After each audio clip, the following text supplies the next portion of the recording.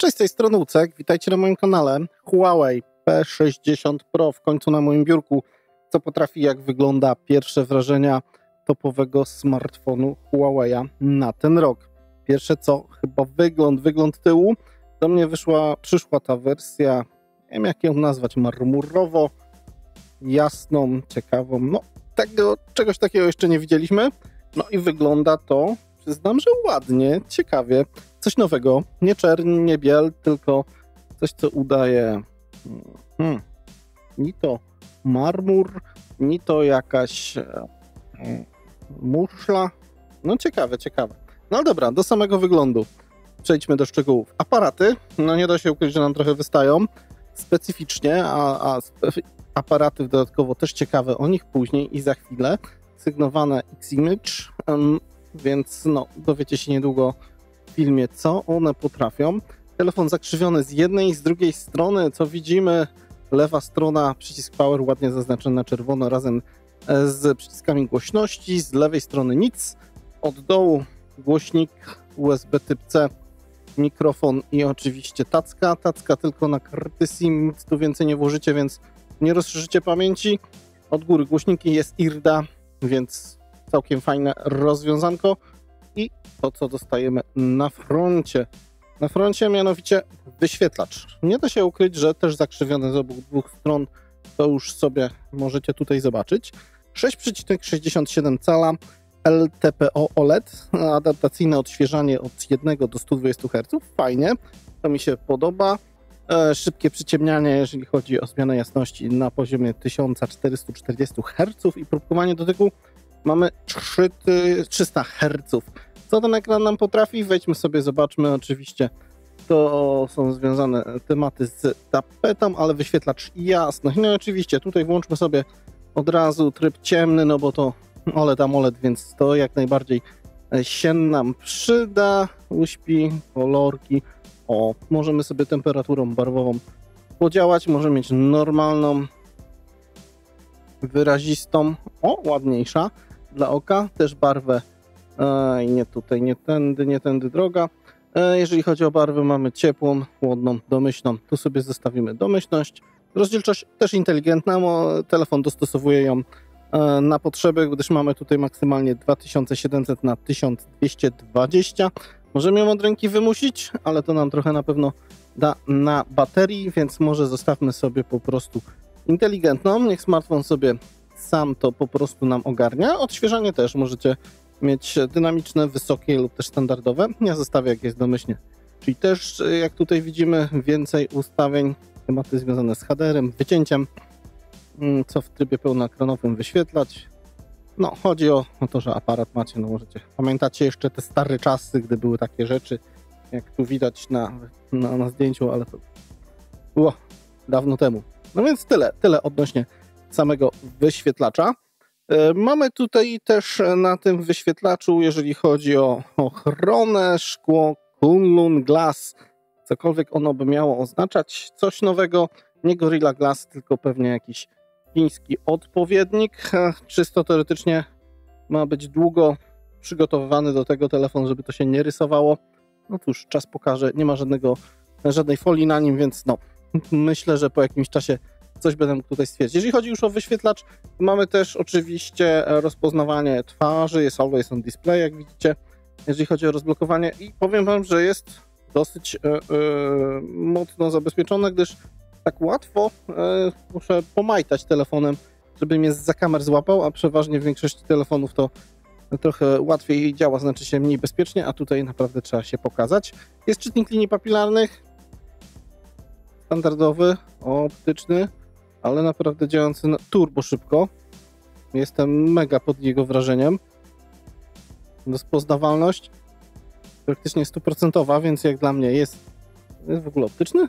To jest jeszcze druga sprawa. No, ale działa to naprawdę fajnie. To muszę tutaj w specyfikacji dobrze zerknąć, czy na pewno optyk, ale działa to super. Procesor. Snapdragon 8 Plus Gen 1 bez 5G, czyli 4G. Szkoda, że nie Snap 8 Gen 2, bo już taki istnieje. No oczywiście Huawei jest no nie ma dostępu do 5G, no po prostu i tutaj takowy procesor mamy. Ja mam wersję 8 GB, 256 GB pamięci. Jest też wersja troszeczkę mocniejsza, gdzie możecie mieć 512, jeżeli chodzi o pamięć, też więcej RAMu, więc ja mam ten troszeczkę, mówiąc po prostu wolniejszą. To jest 12 GB RAMu, 512, no cóż. Jeżeli chodzi o system, no to oczywiście, co my tutaj mamy, informacje o urządzeniu Emotion UI w wersji 13.1 tak naprawdę. No cóż, jakaś aktualizacja była, przed chwilą wrzuciłem, sprawdziłem, zobaczymy jak to będzie działało. Co do samego systemu, no to jak to w nakładce Huawei'a, trochę ciekawostek jest dodanych. Więcej połączeń, to tutaj Super Device, to już właśnie Wam możecie sobie udzielić różne rzeczy między urządzeniami, fajnie, to nam tutaj Huawei trochę dodaje od siebie, to standardowe rzeczy, asystent Huawei'a, funkcje związane z dostępem, jak widzicie, mamy score, system aktualizacji.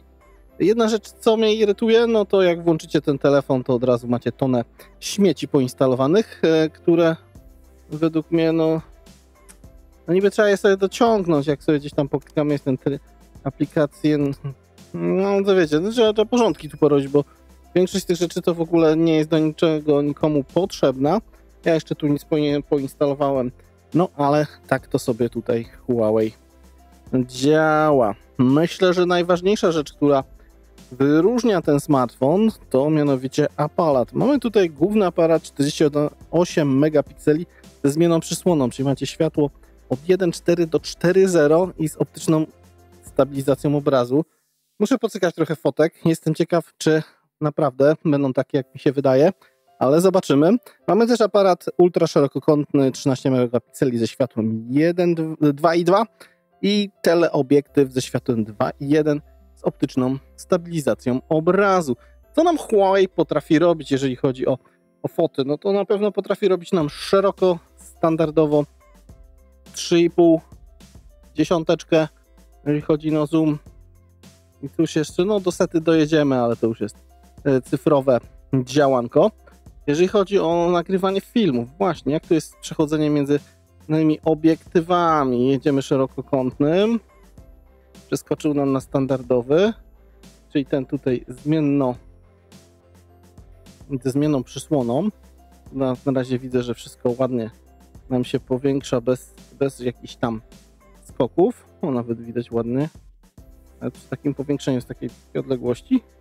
No i 20-krotny, czyli tylko jest skok pomiędzy standardowym aparatem a szerokim kątem. Jeżeli chodzi o tryby, macie tryb, gdzie działacie sobie przysłoną, są zdjęcia nocne, jest portret, jest zdjęcie, jest film, jest pro i jest więcej.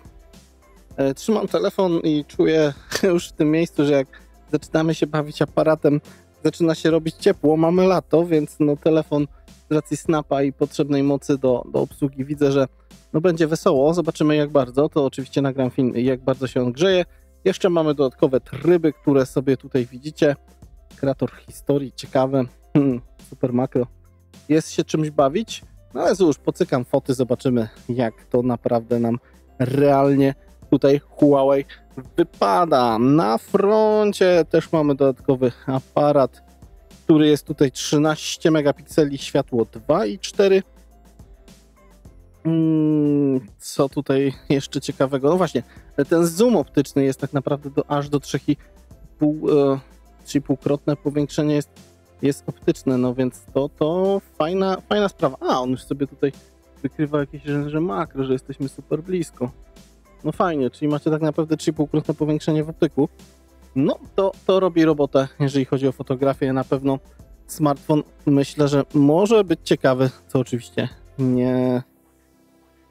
Znaczy, że nie, tylko oczywiście, że tak, to sprawdzam. Dobra, bateria. Tu trochę 4800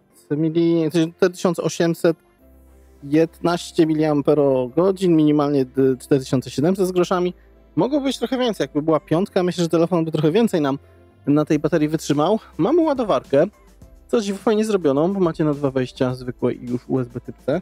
Takiego wyjścia jeszcze w ładowarce się nie spotkałem. 88 W.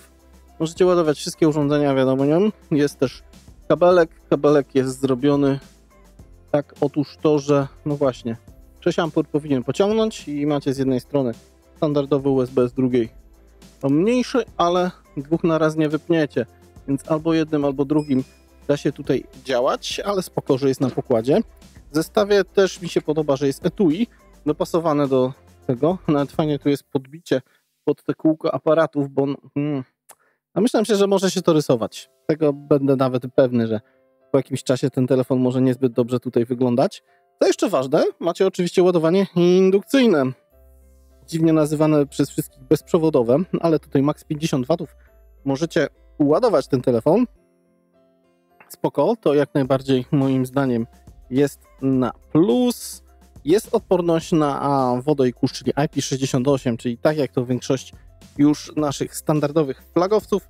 Nie ma 5G, co już wam powiedziałem. Wi-Fi jest do standardu AX, czyli w 5 GHz podziałacie. Jest Bluetooth 5.2 i w sumie tyle.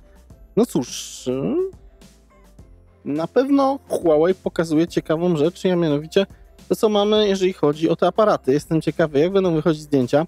No wstępnie, jak to zwykle, nie ma Google'a, to już każdy chyba o tym wie i tego trzeba się spodziewać, że jest nasze App Gallery, gdzie ona tutaj jest. Moje Huawei Galeria. No właśnie, tutaj.